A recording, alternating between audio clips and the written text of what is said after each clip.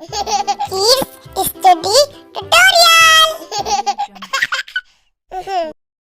छोटा आ से अनार, छोटा आ से अनार। बड़ा आ से आम, बड़ा आ से आम। छोटी ई से इमली, छोटी ई से इमली। बड़ी ई से ईख, बड़ी ई से ईख। छोटा ऊ से उल्लू, छोटा ऊ से उल्लू। बड़ा ऊ से ऊँट,